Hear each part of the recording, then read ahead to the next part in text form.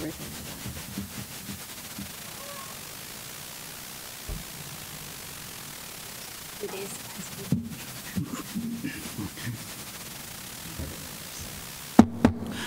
Call the meeting to order. Please stand and join us for the Pledge of Allegiance.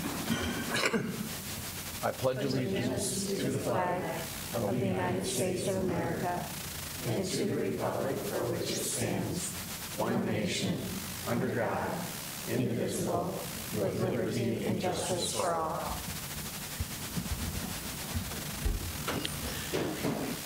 May I have a motion for approval of the minutes for the meeting held August 13th, please? So moved. Second. All those in favor, please signify by saying aye. Aye. Opposed, same sign. Motion carries. Bev, anyone wishing to address the board? Thank you. May I have a motion to approve the agenda, please? So moved. Second. All those in favor, please signify by saying aye. Aye. Opposed, same sign. Motion carries. And good news report. Deanne. Good evening. Tonight I come before you to offer some information and a reminder to all residents of the Sioux Falls School District. The district has announced a special election on Tuesday, September 18th regarding a $190 million bond to address increasing enrollment and some safety, security, accessibility, and equity upgrades. Absentee voting began 1 week ago today on August 20th here at the Instructional Planning Center, 201 East 38th Street. Absentee voting will continue Monday through Friday through September 17th from 7:30 a.m. until 5 p.m. The office, however, will be closed on Labor Day, so we ask that our voters take that day off as well. The office will be open, however, on the following Saturday, September 8th, from 9 a.m. to 1 p.m. to accommodate voters who find that time to be more convenient. As of 3 p.m. today, we have received 509 completed ballots, either from those walking in to vote or from those who have mailed back their ballots. The district has sent ballots to many nursing homes in the area and to many Sioux Falls residents who are temporarily out of the country. We've sent them to the Netherlands, Japan, Germany, and Canada. Ballots have also been mailed to Hawaii, Connecticut, Arizona, New Mexico, and Georgia, to name a few states. Anyone who wishes to absentee prior to the September 18th election has now 3 full weeks to do so. Again, the absentee option discontinues on September 17th at 5 p.m. If you choose to vote on Election Day, there are 13 vote centers positioned across the city. A map of these locations is on the district website, which is sf.k12.sd.us. And the information was also included in the Ignite magazine, which was mailed to all 83,000 postal customers. If you have further questions as a voter, certainly invite folks to check our website for the facilities plan on which you'll be voting, and for voting information as well. And just one more time, I'll repeat, our website is sf.k12.sd.us. Also, our phone number is 605-367-7900. Certainly you can call for information. And absentee voting again is at 201 East 38th Street. Thank you. Thank you, Dan. Any questions or comments? Lots of opportunities to vote, so encourage everybody to come out and share their opinion and make this a community decision. Absolutely. Thank you. Thank you, Dan.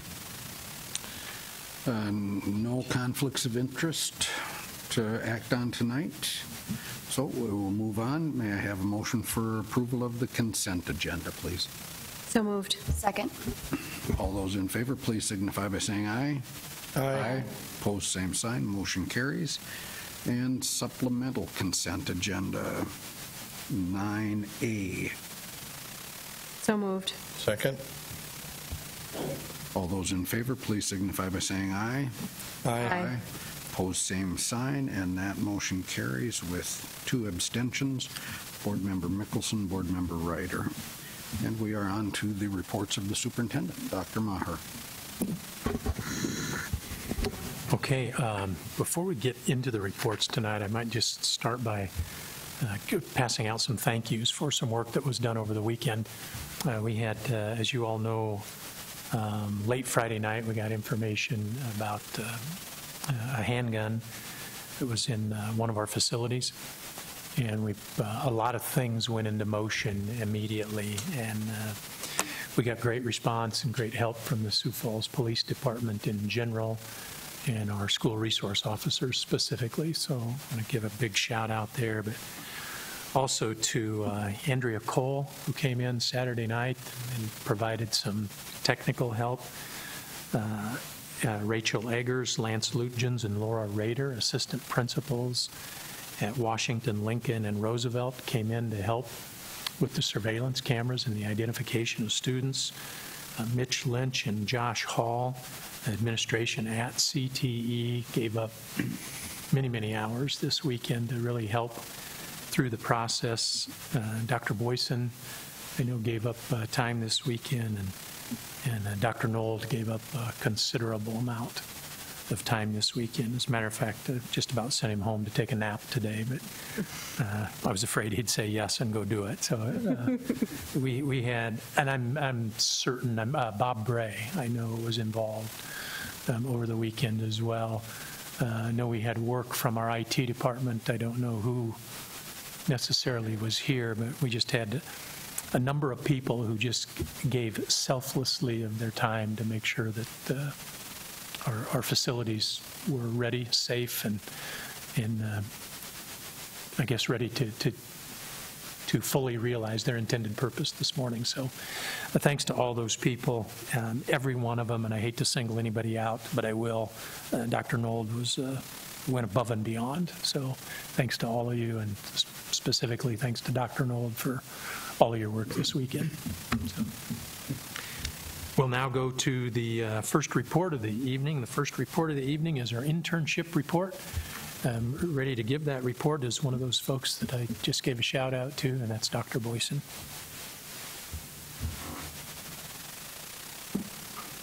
All right, good evening. Tonight I bring you the career internship report, a review of that information over the last year. And our career internship takes place through District Priority 1, and the Sioux Falls District is committed to providing multiple pathways for students to be engaged, motivated, self-regulated learners, and committed to different experiences so they can achieve their career goals. And the career internship program gains employability skills through hands-on experiences where they have opportunities to explore interests and their aptitude. Last year, responding to the workforce development, the Governor's Office and the Department of Labor and Regulations developed the Career Launch program in 2017. Career Launch provided 1 career coordinator, 11 career advisors for across the state of South Dakota, and that placed those career advisors in 4 school districts: Rapid City, Brookings, Yankton, and Sioux Falls. And we had 4 career advisors in Sioux Falls, so we could place 1 career advisor at each high school. Their work was to help develop soft skills, develop business contacts, support internships with the students in those high schools. While that was happening, the city grant came through, and that was work with the STI and CTE, and that provided 1 career advisor. And that career advisor worked jointly between the 2 entities, but also worked to build internships, worked with a business community, create some job shadow experiences, as well as organize career fairs, campus visits, and summer camp experiences. So between those 2, we really helped develop some workforce opportunities in that internship experience for our students. And the internships that they developed, the career advisors went out into the businesses. They tried to match as best as they could those experiences that those students were looking for and those opportunities. They provided some job shadows, and they just started getting into that field. Their first priority was career internships, and we started second semester. So you have to remember that the Governor's Office gave his wish, and that whole thing took place over the fall, and then we started that second semester. And So we did some job shadow opportunities, and the business contacts, then they're really, those career advisors were out there really looking, knocking on the doors, talking to businesses, trying to get opportunities set up for students. And then they did group presentations. And those group presentations worked with students on the soft skills prior to them going out into the field. They provided some information to parents, and then out in the industry, just trying to develop more of those business contacts. So is there still a need for business partnerships? Yes. We still do need student internship experience across the Sioux Falls School District. As you'll see, last year, on the left there, we provided 220 career internship opportunities for our students. That's up 57 from the year before. We provided 67 job shadow experiences, and like I said, we're just starting to get into that field in a collaborative effort with Junior Achievement. Last year, their goal was 50 job shadow experiences. This year, it's 50 at each high school. And so that graph on the right is our goal for next year. So last year we did 220 internships. This year we want to do 310. Last year we did 67 job shadow experiences. This year we want to do 250. And then presentations, 90 last year and 100 for this coming year. So those are our metrics for last year and our goals for this year, working with those career advisors and just that collaborative effort with the businesses. And at the end of last year, we said, let's get some comments from those students. Let's see how they felt. And so we collected some comments from everybody that was in the program, and I just tried to highlight a few. One said they had great experience with engineering field, and that confirmed their plans for college. Another one said they learned a lot about the day-to-day events in animal clinic, and that's not for them. You know, but that's what this internship's for. Is this what I want to do? Yes, no, before they get to college, and so, or into that next field. Electrician, now I see the opportunities and what I need to do to further my training and career. The next one wanted to be a teacher, not sure of the grade level. Now they know they want to be a second grade teacher. So we'll get them signed up. And then some other ones here, I just thought it was a good look at it. During my 10-week internship, I experienced many health careers, and now I know what I'm interested in and what I could never do. Truly, I think I'll be a step ahead because of my internship. So those are some comments from students, and that's really what this opportunity for them is about, getting them out there to find out what they want to do in their life, so that way they can make some great decisions. So what's it take to have a great internship program in your business? Well, we really believe that you have to create that culture for internship, and that's what those career advisors are doing, getting out to the businesses and connecting with them. They have to really layer on those internships. Most of them think of an internship as a college student coming in, and they want that college student that's a junior, maybe a senior, because if they're a senior in college, I know I can hire them right away. So we have to get them to think about that just a little bit differently. Think about it as a sprint to a marathon. So am I just getting started? Are these high school kids? Or is it and that would be your marathon? Or is it a sprint? They're that college senior, and I can hire them right away. And so if they can layer on those internship experiences in their business, we can help support them. And we have some examples of some different types of programs throughout the district that have been, they've created that culture in their business. And one of them is Avera Health. And Avera Health has worked with the CTE Academy for quite a while in developing those internship opportunities.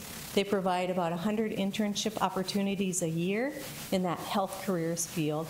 And they also help support the CNA, the Certified Nursing Assistants test. The test takes about $300 for those kids to take. They provide a third of that cost. And they also provide scholarships for those students that aren't able to take that. Not all students choose to take that. We put about 300 kids through the health careers class a year. About 80 students choose to take that test. And we had one student come back to us and say, I chose not to take that test, and now I'm in college and I'm working a part-time job and I have to pay for that myself. And so they were wishing they would have taken that when they were with us out at CTE. And another program that we have been working with, or another company we've been working with, is Raven Industries. And after studying other models across the country and through collaborating with the Sioux Falls School District and the Sioux Falls Foundation, Development Foundation, they really have started, they've established a world-class model for internships. And this next year, I'm going to skip back here. They've developed a program. It's called Raven Impacting Students to Excel, and the acronym RISE. And they have set up a whole program just for our students in the Sioux Falls School District. So this fall, they will take 5 to 6 students, and they have developed their whole orientation program. They have a supervisor to work just with those students, and they will take them through every bit of the training. Those students, the fun part is they get to start out creating the Macy's balloons. And so they will see their finished product on the parade on Thanksgiving Day. And so that will be fun for them. But they have that whole orientation program. They have the RISE supervisor that will work with them. But they also provide those students a mentor. And that mentor will work alongside them in a different capacity than the supervisor and help give them cues and clues just to become a better employee or to be a listening ear for them. The positions are paid, and so the students will have a paid position, and it's Monday through Friday. And they also have trainings that they'll be a part of right along the rest of the Raven employees on motivation, living well, budgeting, interviewing, and teamwork respect. And so that's another business, Avera and then Raven, that they have those different layers of opportunities for students. And so in the Sioux Falls District, we believe that every student deserves a course of study that allows him and her to learn in a deep, meaningful, and practical way. The Career Internship Program provides students with employability skills, hands-on experiences in areas of interest and aptitude while providing rich educational experiences. So I ask that you acknowledge the Career Internship Report and stand by for any questions. Questions for Dr. Boyson?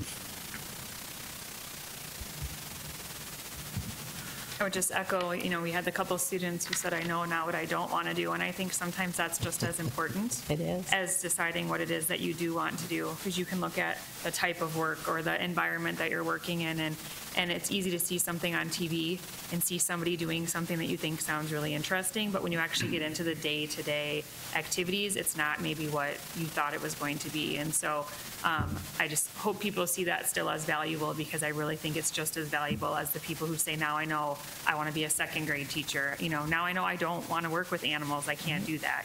So I think in both situations, it's a truly valuable experience for that student. It is a good opportunity for them to see, and we even talk to the businesses about give the students different opportunities. So I'm with you for a couple weeks, and then I'm with you for another couple weeks. So that way they can see say if it's healthcare, I can see multiple areas of healthcare, because it's not just one area. So it is a great experience. Two questions. I know the City Bank, we wait until maybe September, October. Do we know from the Department of Labor, how will we have to reapply to be one of the four the counselors here, or how will that all go forward? As far as we're continued for this year. We set those goals with them. Another area they want to look at is how do they fit into career advising in the middle school, or what can they do to help promote that. And so we meet next week with them on that, and some of our counselors for the middle school. So we're in for this next year with those career advisors, and our work will continue. And there isn't a grant to renew there. It's I'll be anxious to see as change in the governor's office happens. What does that mean to this particular program? So that's kind of what we're waiting to see. Mm-hmm. And then parents or students who might be watching at home, how do they just talk to their counselor? Is that how they sign up for Yes, this? Yeah. they do talk to their counselor, and it's part of their schedule. So it's a scheduled class with them, but they can talk to their counselor, and they'll get them connected with the right people. Thank you. Is it just juniors and seniors? Juniors and seniors, yes. Thank you. Thank you. May I have a motion to acknowledge the internship report, please? So moved. Second. Any further discussion? If not, all those in favor, please signify by saying aye. Aye. Opposed, same sign. Motion carries. Thank you. You know, when we get up and running for a new school year, it gets really, really busy. But I don't know if anybody's been busier than Becky Dorman in our Human Resources Department. And here to give you kind of the fruit of that labor tonight is our Director of Human Resources, Becky Dorman, with the hiring update.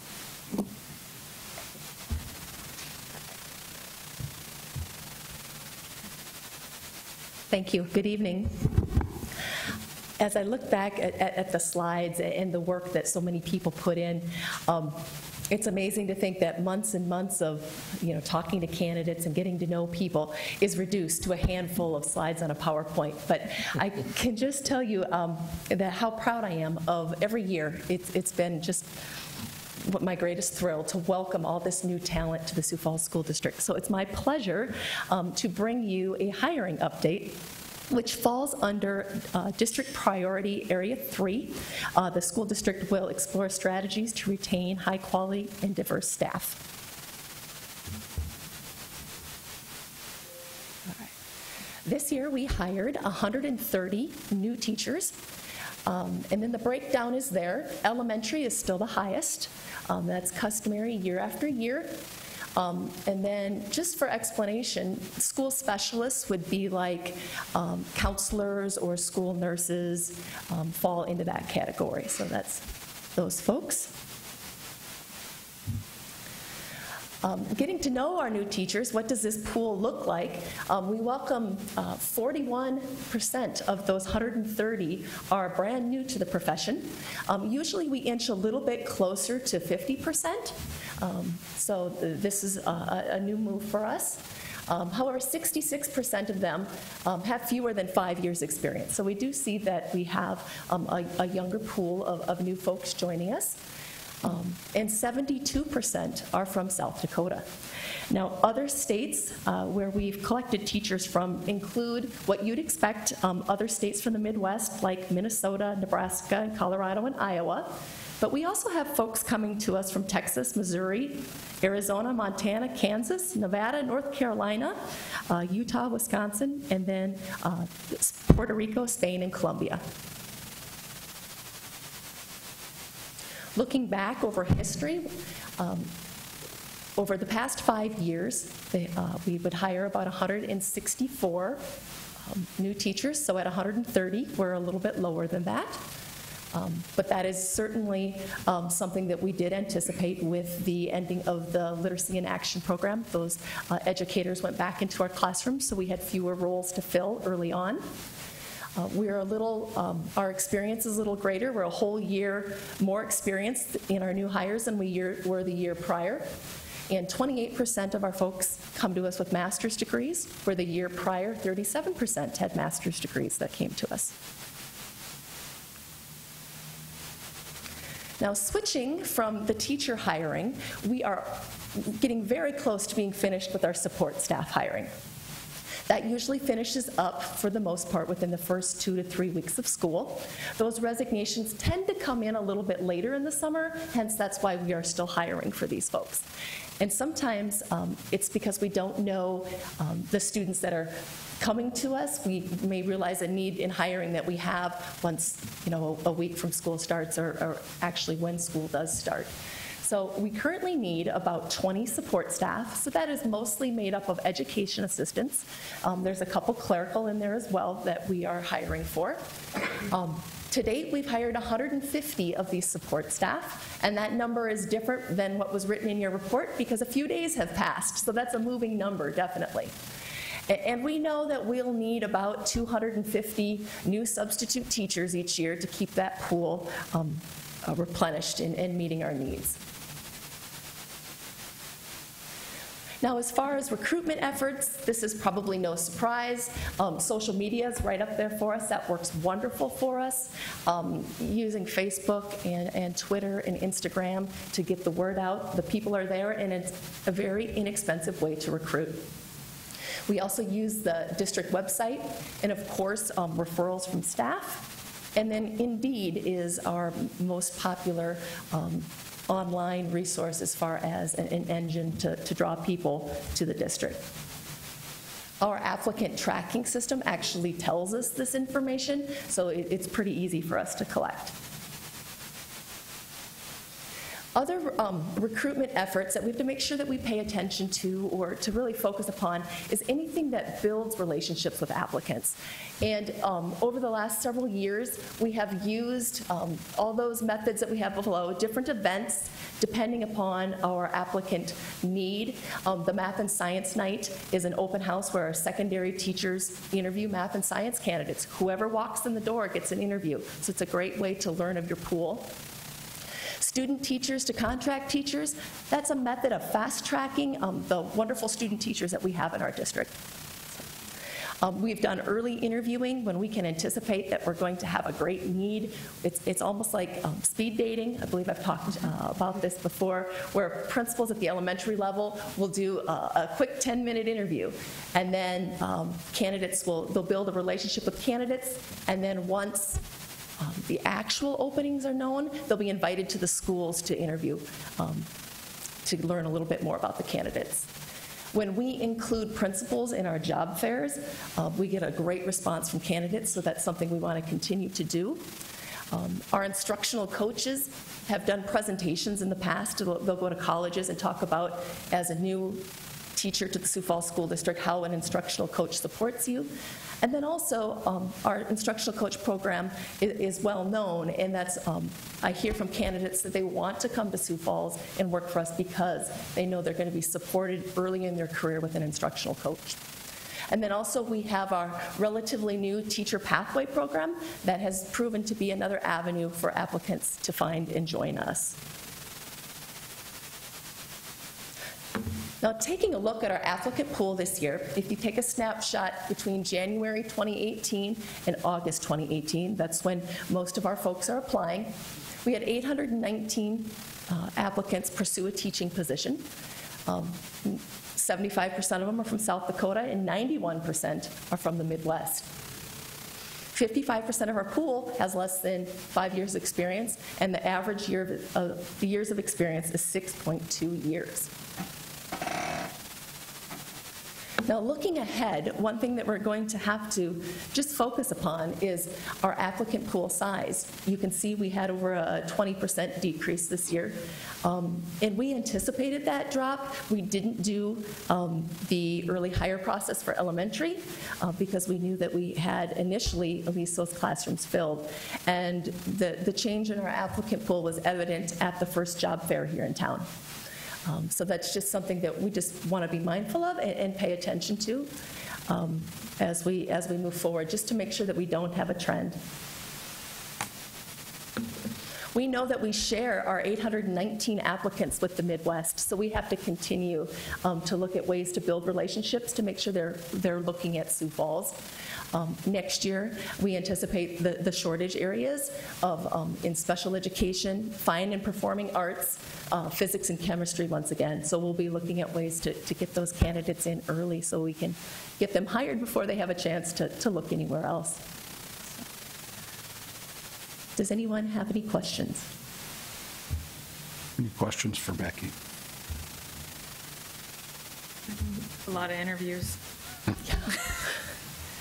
I mean, it's good to have that many people and to see so many people from South Dakota staying and not leaving the state. I'd be curious to see kind of big picture what those numbers look like. I think I've seen different things in different media outlets about other districts who are retaining or keeping people. So as we had our increase in salary, interesting to see how many people stay or how many people don't leave the state when they graduate instead. But yeah, we certainly have a need and have a lot of great teachers in our schools. So good work.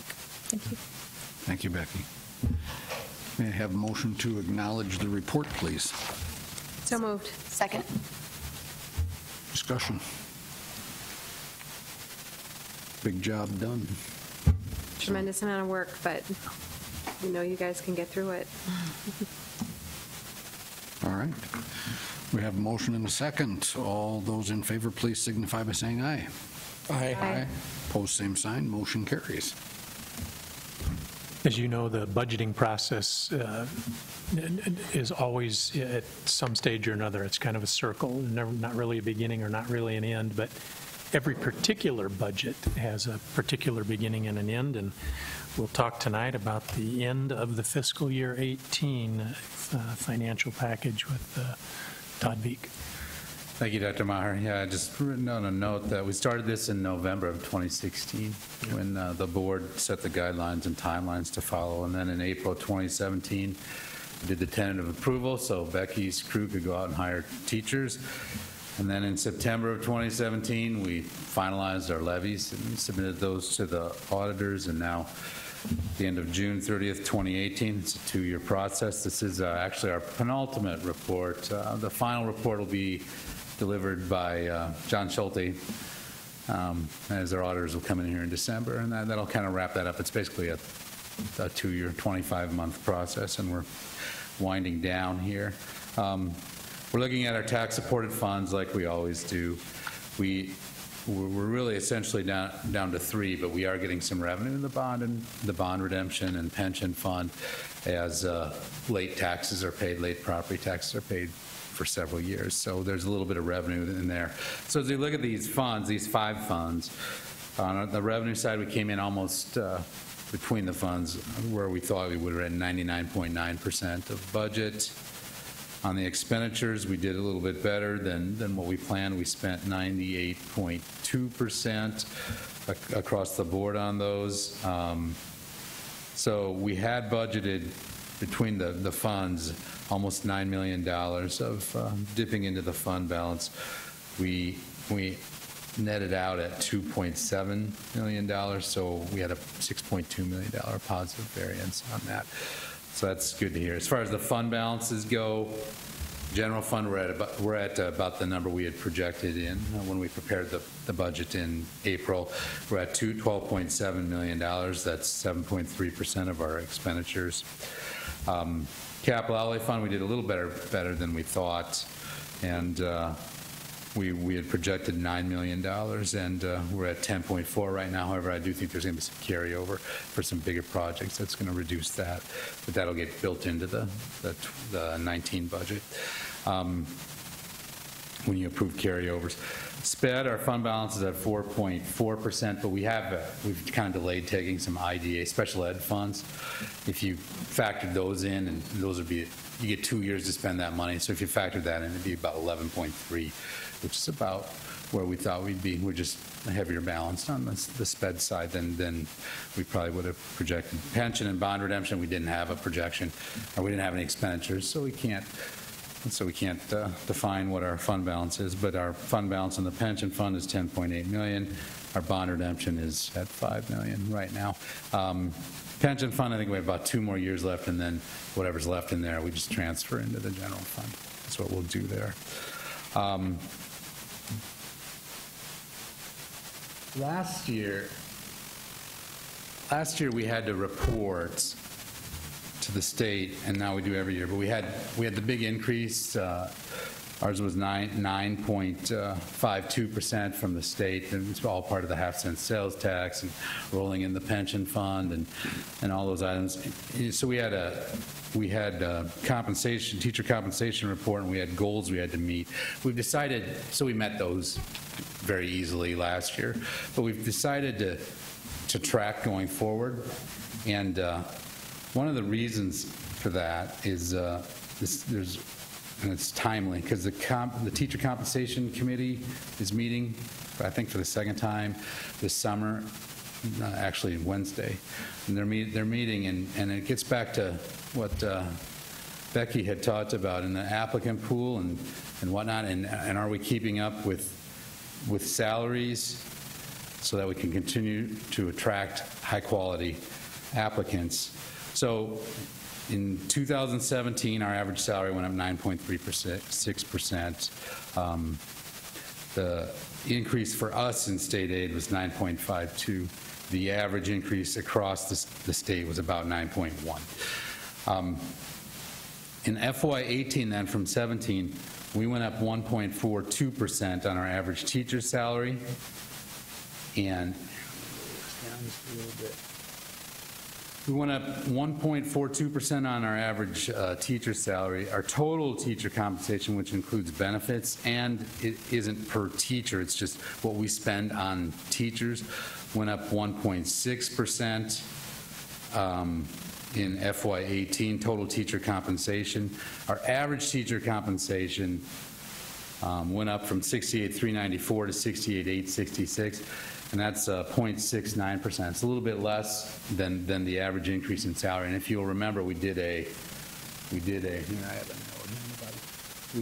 May insurance premium holiday because we were coming in to the good on our insurance. Now, insurance is it's over half of our benefit cost for teachers. So when we did a premium holiday for everybody, the staff, and as well as the plan, what the district kicks in, that's 1/12. That's about 8 and some odd percent. So that's why that number is lower, is because of that premium holiday. We all realized those savings, and that lowered that. But so that's what our increase has been. From 17 will become our base year. That was after the increase, and then we'll go out. And what we got to realize is, for almost all districts in the state, in the general fund, salaries and benefits are at least 80% of your general fund costs. And for most districts, the state aid formula, and that's a combination of property tax and state aid, is over 80%. For us, it's almost 90% of our non-federal revenues. And so when one of those goes up 1% or 0.3%, the other can't for long double that number. So we went up 1.42% on our average teacher salary. Our average compensation was 0.7%. That was more than, even that lower number was more than double what the state aid increase went up. And next year we're going up 1% in permanent dollars. We did get 0.7 one time, but you can't put those into salaries. So we're going to watch that, and we're going to, I think they meet every 3 years, but we will try to get in and report this type of stuff, that you can't expect 3 to 3.5 to 4% increases in total compensation per year when you're going up 0.3 or 1%. And we're going to keep track of that as we go out. Just to compare it, we're also going to keep track of what the state spends on its salaries and benefits per FTE. And we delay that. We don't find out that number till about the end of November. It's when the budget book comes out. You can see what that actual is. So we'll plug that in when we get that information. But that's how we're going to try to keep track of this and try to influence the talk on this a little bit about why salaries are going up at a rate that might be less than what you would expect. And it ties directly back to what we get through the formula. Stand by for any questions. Questions for Todd? Thank you. May I have a motion to acknowledge the report, please? So moved. Second. Discussion. I think we finished the year in good shape, and thank you and your staff, Todd, for your hard work in helping us get there. It's a huge budget, and it's something that I know is important to the district, that we are prudent stewards of the public's funds, and I appreciate the diligence that you and your staff show. So thank you for that. If there are no other discussion, the motion to acknowledge. I guess it's time to vote. All in favor signify by saying aye. Aye. Opposed, same sign. Motion carries. Thank you. Anything else to come before the board? Just one other quick comment. I know that Dr. Maher thanked everyone that worked hard over the weekend, and I suspect that you weren't home mowing the lawn all weekend. So thank you for the extra time that you put in helping to manage the process, and the outcome is what it needed to be. So thank you for your work on that. Yeah, really well handled. I appreciate that from a board member standpoint. Yep. So thank you. May I have a motion for adjournment, please? So moved. We are adjourned. Thank you.